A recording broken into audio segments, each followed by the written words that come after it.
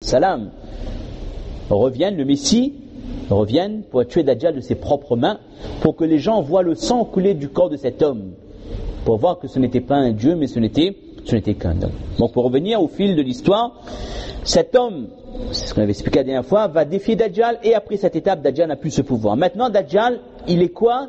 Il est chef d'une armée. Et Dajjal se déplace avec son armée après qu'il ait fait tout le circuit qu'on a expliqué depuis, il passe par différents pays, et par rapport on a vu en géographie des zones proches de l'Afghanistan, des zones proches de l'Irak, proches de l'Iran, proches de ces régions, d'accord? Jusqu'à arriver vers, c'est quoi son objectif? C'est d'aller vers Al-Hijaz, vers Madina. Et à ces endroits-là, pas de quartier.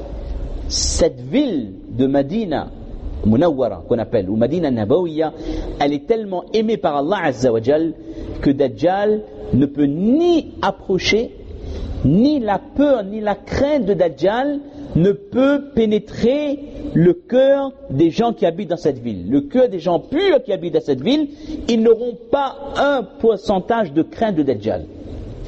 Parce que l'environnement de Madina Munawwara et de Mecca, ces environnements-là sont protégés par Allah. Allah y a mis des malaïkas, des anges qui sont là. Nous ne les voyons pas.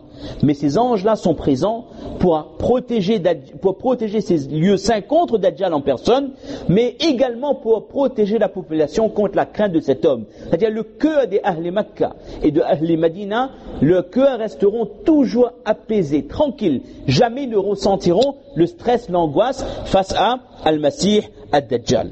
Et donc, le hadith du prophète sallallahu alayhi wa sallam nous explique, on va pas être très long, on va citer juste quelques hadiths. فأخرج, Dajjal explique, il dit فأخرج فأسير في الأرض. Allah Ta'ala me donnera la possibilité maintenant de circuler dans différents endroits. On a vu que Dajjal va parcourir le monde entier. On avait expliqué ça la dernière fois. Pendant ces 40 jours, il visitera tous les pays du monde, toutes les zones, tous les continents, chaque village où il y a des gens qui habitent, il ira. À l'exception des deux terres saintes, d'accord? Je vais partir donc, je vais voyager dans toutes les régions. فَلَا أَدَعُ قَرْيَةً إِلَّا هَبَطْتُهَا فِي 40 لَيْلَةً. Je ne vais laisser aucun village sans y mettre les pieds dans l'espace de 40 nuits. غَيْرَ مَكَّةَ وَطَيِّبَةَ, à l'exception de Makkah et de Taïba. Et Taïba, c'est un des noms de Al-Madina. فَهُمَا مُحَرَّمَتَانِ عَلَيَّ كِلْتَاهُمَا. Ces deux endroits-là sont haram pour moi. Allah les a rendus haram, sacrés et interdits pour moi. À chaque fois que je vais essayer d'approcher une de ces deux villes, un ange va me réceptionner, va faire face avec une épée dans la main. Il me chasse de ces zones, de ces régions. Et dans chaque endroit, tout autour, tout le périmètre autour de ces deux villes saintes, il y a donc des malaïkas, il y a donc des anges qui protègent ses habitants et qui protègent ces deux villes saintes contre moi, contre Ad-Dajjal. Et on irait même plus loin dans un hadith. Notre prophète sallallahu alayhi wa sallam nous explique comment Allah azza wa jalla a protégé Madina. Hadith de Ibn Majah, il dit que l'âme ada, le hadith est long, il n'y a pas un endroit où je ne vais pas m'y rendre, c'est à peu près les mêmes textes, mais parfois dans différents hadiths, on a des détails qu'on ne retrouve pas. Ma fiha tariq, il n'y a pas une route, il n'y a pas un chemin, que ce soit une rue, une grande route ou un petit sentier, ni une plaine, ni une montagne, sans qu'il n'y ait, on parle de Madina Munawwara, sans qu'il n'y ait un ange. N'importe quelle route de Madina Munawwara, il y a des malaïkas qui sont là, qui attendent jusqu'au Qiyamah, ils attendent quand est-ce que Dajjal va venir. Ils sont là, ce sont les gardiens des deux villes saintes, les gardiens de Makkah et les gardiens de Madina. Et comme on a dit tout à l'heure, ce n'est pas uniquement Dajjal qui ne pourra pas accéder aux villes saintes, c'est même l'angoisse, la peur de Dajjal. C'est-à-dire même les cœurs des Ahl Makkah et Madina ont été protégés par Allah. Et si on peut faire une parallèle avec, regardez quand Allah dit وَمَنْ يُرِدْ فِيهِ بِالْحَادٍ بِظُلْمٍ نُذِقْهُ مِنْ عَذَابٍ أَلِيمٍ, c'est-à-dire que celui, en parlant de Makkah, celui qui a l'intention d'y aller pour faire quelque chose de mauvais, Allah Ta'ala le punit déjà. Uniquement par l'intention. C'est une des seules choses où avec l'intention on reçoit la punition. Tellement Allah Ta'ala protège Makkah et également Allah Ta'ala protège Al-Madina. Le verset concerne Makkah. Il dit que, le hadith dit وإنه ليس من بلدة إلا يبلغها رعب المسيح. Ce hadith il dit que, hadith de Moussa l'imam Ahmed, il n'y a pas un endroit où l'angoisse, la peur, la mauvaise nouvelle de la venue de Dajjal n'entrera pas. Illa al-Madina, à l'exception de Madina. Et dans cette ville-là, l'angoisse, la peur, la crainte de Dajjal même ne pénétrera pas le cœur de ses habitants. Maintenant, on va continuer. Dajjal, lorsqu'il va se rendre près de Madina Munawwara, il va aller vers un endroit particulier. Je pense pas qu'on aura le temps aujourd'hui. On va juste terminer ce chapitre. La prochaine fois, on aura une carte, on va montrer exactement le tracé où Dajjal va se rendre. Donc, il va se rapprocher de Al-Madina. Il dit, il va descendre dans un endroit, fayanzilu bis-sabkha. Al-sabkha, c'est une terre aride, une terre où rien ne pousse. C'est des endroits qui sont à l'extérieur du haram, à l'extérieur de la zone sacrée de Al-Madina Al-Munawwara. Il va venir vers ces endroits-là et ce sera à peu près ça, sa limite. Et c'est en restant à cet endroit-là que les gens qui ont l'hypocrisie, les gens qui ont le nifaq de leur cœur, là ils vont sortir de Madina pour rejoindre Dajjal. Et donc, ça on verra par la suite, Dajjal va juste s'approcher de Madina Munawwara vers cet endroit. Et comme on a dit la prochaine fois à travers une carte, on va montrer, on parle de certaines régions où il y a une terre de couleur rougeâtre, où on parle de Majma' al-Suyul, on parle également de As-Sabra, on parle de, etc. Il y a différents endroits, et de nos jours, si un jour quelqu'un va en Umrah, il connaît un peu les gens de là-bas, les anciens, ceux qui ont la connaissance, ils peuvent vous dire exactement à quel endroit Dajjal va camper avec son armée. Parce qu'ils connaissent les régions, parce que nous, quand on parle de Sabra, on parle de Al-Jurf, on parle de Majma' al-Suyul, on a un peu du mal, on a des cartes, mais on ne peut pas trop comprendre c'est quel endroit, mais les Ahl al-Madina, ils savent exactement à quoi correspondent ces zones depuis l'époque du prophète sallallahu alayhi wa sallam, pour les endroits qui restent encore de nos jours. Ils savent que Dajjal, ça c'est son endroit, il va s'arrêter là, l'armée sera à cet endroit, ce sera là, la limite qu'Allah Ta'ala lui donnera la possibilité d'approcher donc de ces villes saintes. Et la limite, si on parle de la limite de Dajjal pour Madina, c'est la montagne de Uhud, mashallah. La montagne de Uhud, Dajjal va se rendre près de la montagne de Uhud, et c'est à cet endroit-là que les anges vont l'empêcher d'aller plus loin. Le hadith du prophète sallallahu alayhi wa sallam dit, Yaji'u Dajjal fayas'udu Uhudan. Dajjal va venir près de Médine, de Madina Munawwara, et il va monter sur la montagne de Uhud. Fayanzuru ila al-Madina, fayaqulu li ashabihi, atarawna hadha al-qasr al-abyad, hadha masjidu Ahmad. Il va dire à son armée, voyez-vous ce palais magnifique, ce palais de couleur blanc, ça c'est le château de Mahomet, ça c'est le château de Muhammad. Allahumma salli ala nabina Muhammad.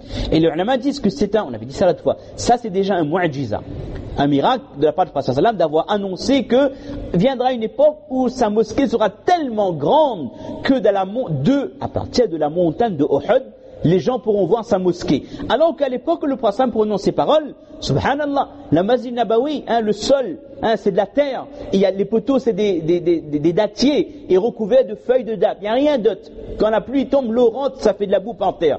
Mais le prophète annonce qu'à une époque, la Masjid Nabawi sera gigantesque, que Dajjal va l'admirer, va l'observer à partir de la montagne de Uhud. Et lorsqu'il sera posté sur la montagne de Uhud, qu'est-ce qui va se passer? Les fameux 3 tremblements de terre. Les fameux 3 tremblements de terre. Le prophète dit thumma tarjufu al-Madina thalath rajafat. La terre de Médine va trembler 3 fois. Fala yabqa munafiqun wala munafiqa wala fasiqun wala fasiqa illa kharaja ilayhi. Et quand la terre va trembler 3 fois, il n'y aura pas un hypocrite, homme ou femme, ou un pécheur endurci, quelqu'un qui ne fait que suivre ses passions, quelqu'un qui vit dans le péché, que ce soit un homme ou une femme, qui pourra rester encore à Madina. Ces personnes-là c'est pas qu'ils voudront partir, c'est Madina qui va les chasser. Al-Madinatu tanfi khabathaha. Madina, elle a cette particularité de chasser, d'expulser les gens qui sont sales. Les gens qui ne sont pas propres, qui n'ont pas le cœur pur, à un moment donné, Madina les rejette, les recrache, on pourrait dire, de manière un peu respectueuse, mais Madina rejette ces personnes. Et ces gens-là vont se retrouver avec Dajjal, et malheureusement, ils vont faire partie des gens de l'armée, on pourra dire ça, des gens qui vont suivre Al-Masih, Ad-Dajjal. Et ce jour-là, le prophète a qualifié Fadhalika yawmul khalas. Al-Khalas, c'est le jour de la purification, c'est-à-dire où Madina va être purifiée des munafiqs, des munafiqas, des foussards, des pécheurs endurcis et des gens qui ont là l'amour pour les péchés dans leur cœur. Je pense qu'on va s'arrêter là pour aujourd'hui, Inch'Allah. Et on doit vraiment prendre conscience, mes chers frères, que cette ville de Madina, c'est une ville exceptionnelle.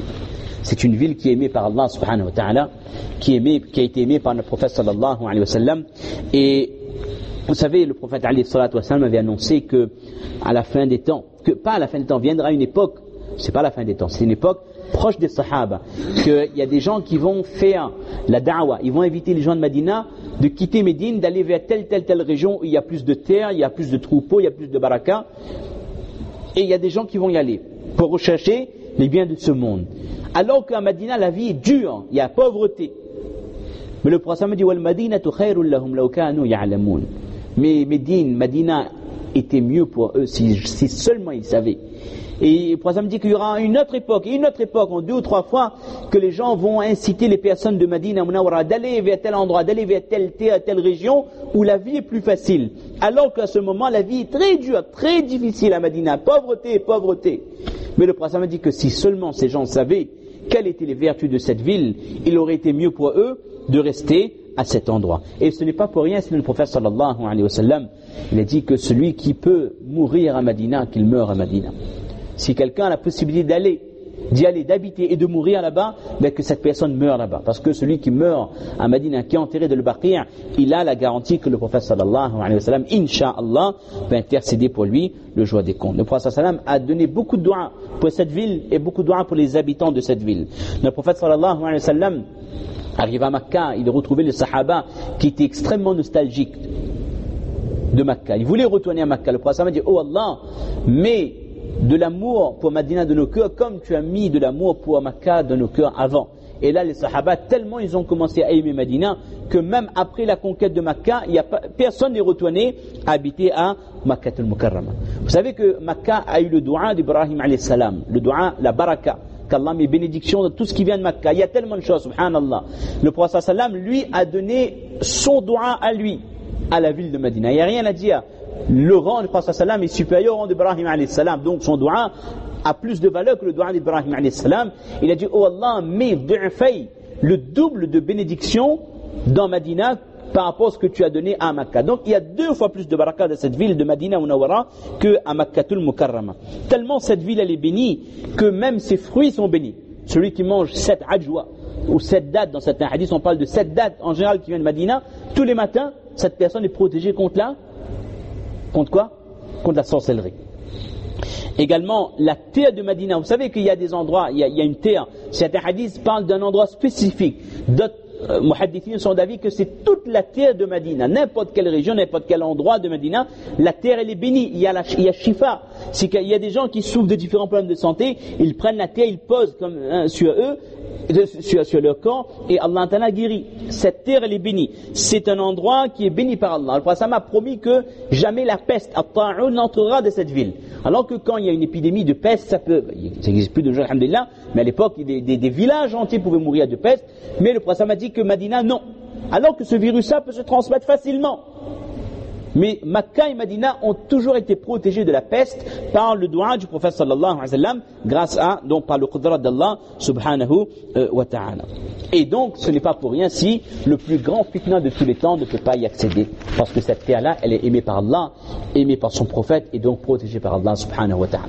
Donc la prochaine fois on va compléter, on va voir une petite carte et on va voir exactement on va pas s'attarder sur ce sujet, mais quels sont les endroits où Dajjal va se rendre, à quel endroit il sera arrêté, chassé par les anges, et après quelle sera la suite de sa mission.